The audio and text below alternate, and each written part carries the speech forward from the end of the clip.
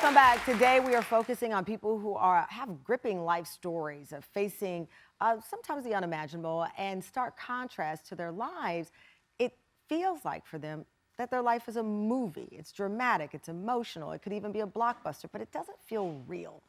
Well, last September, someone I got to know, actor Michael K. Williams, died unexpectedly in his apartment in Brooklyn.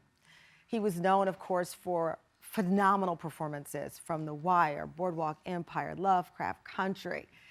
He was on our show right before his passing, and he talked about feeling like he'd lost his identity after wrapping up that show, The Wire. Here's what he talked about with us. That was the beginnings of me losing myself, losing my identity, and you know, in my work, and that came back to haunt me drastically toward the end. I had no legs to stand on when that show ended, because I was forced to go back and look in the mirror, and that was who wants to do that, right? He talked openly in that interview about his battle with addiction, and Michael, I believe, inspired so many people to face challenges and face real life, right? My next guests are sharing Michael K. Williams' story in his new memoir, Scenes from My Life. Please welcome Michael K. Williams' nephew, Dominic Dupont, and co-writer Jon Sternfeld to the show.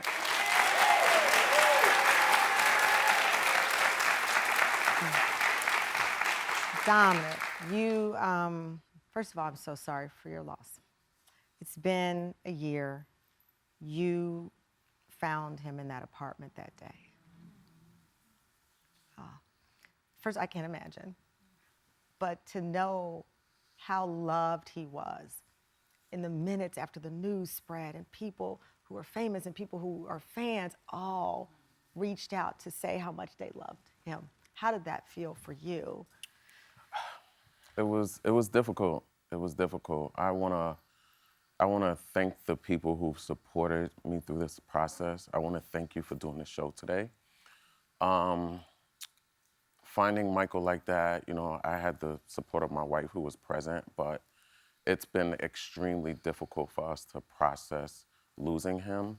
And what we've been doing to deal with that is surrounding ourselves around family who care and friends who support us through this process.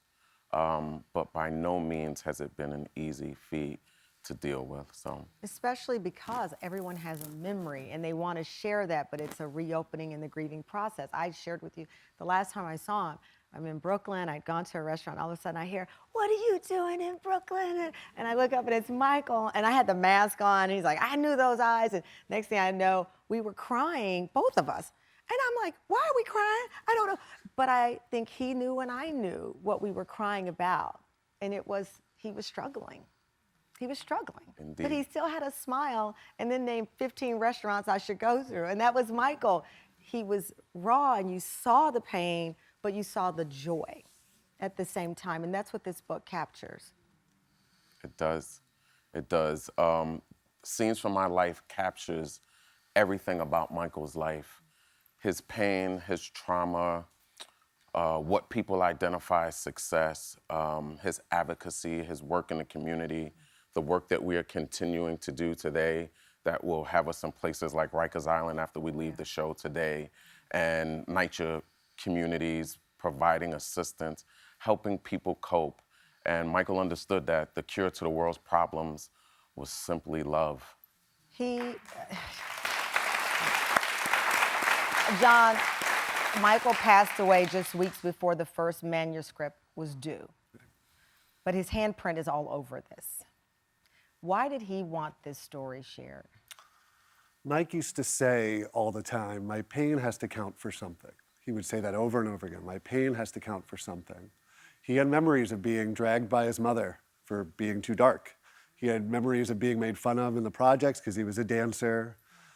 He had memories of being called a crackhead at AA meetings before, you know, he had any sense of self. He had memories of almost being killed. He has that cut on his face, and he also had a cut on his neck that's the one that almost killed him. And he wanted people to know these stories because he knew those stories were out there also. Yeah. And he wanted to reach out and say, I've been through these things. Yeah. You've been through these things. But Dominic, it's so interesting to me because he talks about how his mother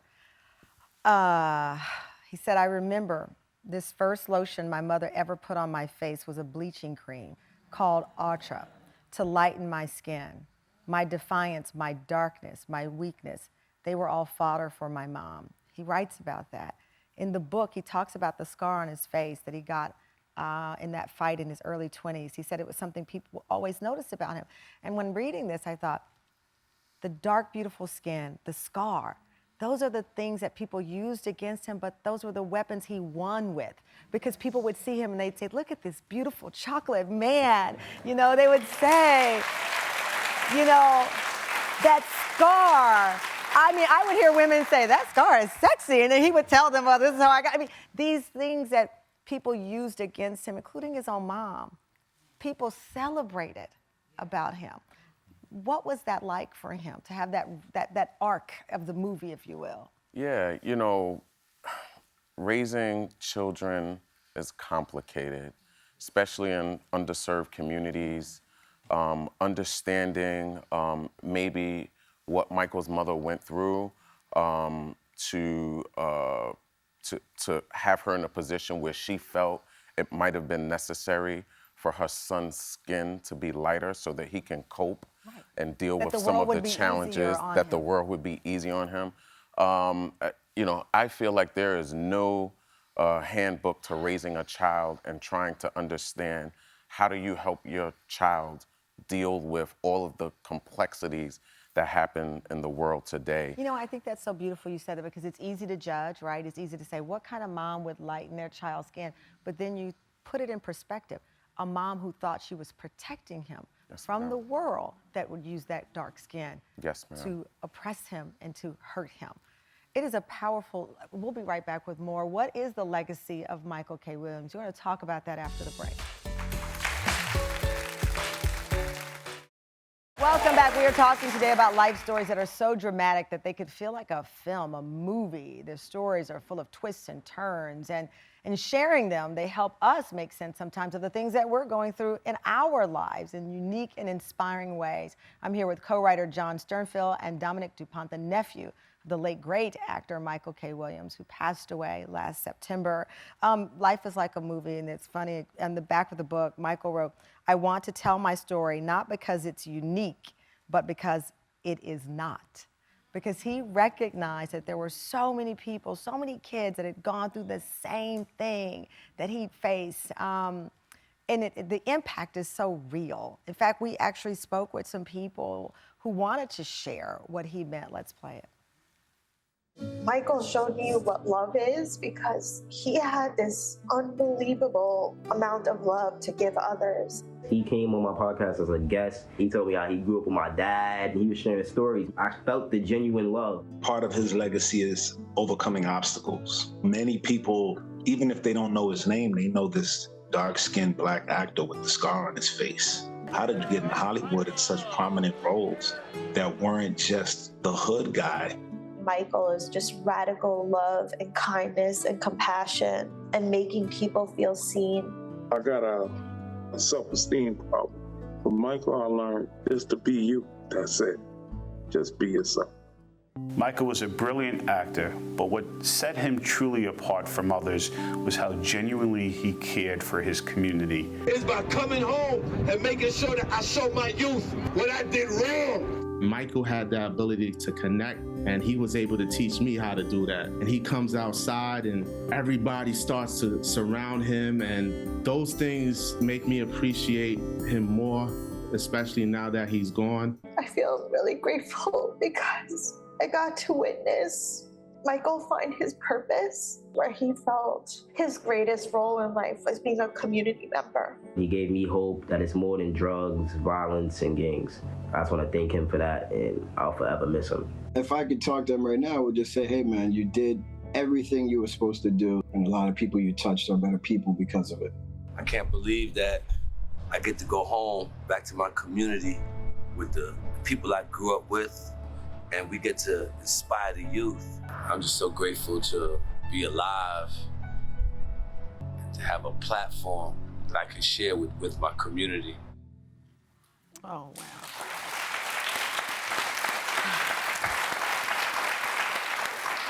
You know, it's funny enough, I was going to ask you, what do you want his legacy to be? He said it. He said it. And you are carrying on his wishes. We are. Goodness. Did he know how much he was loved? I don't think so. I don't think so. I think Michael really struggled to, he struggled really hard to show love because I think he knew how important it was.